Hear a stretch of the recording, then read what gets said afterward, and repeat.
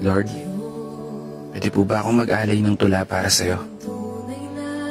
Gusto ko lang po kasi magpasalamat para sa lahat ng mga biyayang pinagkaloob mo. At ganoon na rin ang paghingi ko ng tawad sa lahat ng pagkukulang, sa lahat ng pagkakamali na nagawa ko sa mundo.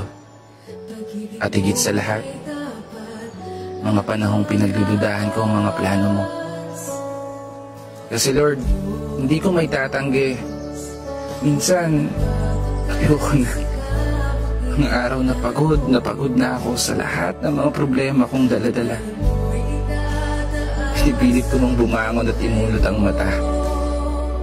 Sa bawat umaga at ibulong sa sarili na kaya ko pa. Dahilan kung ba't lagi kitang tinatanong na bakit ako pa. Bakit hindi sila? Pero salamat kasi sa lahat ng mga laban ko sa buhay na napagtagumpayan, alam kong kasama kita. Alam ko sa sarili ko na hindi ako nag-iisa. Dahil nandyan ka, para alalayan ako. Kahit pa, minsan, sinusukuan ko na.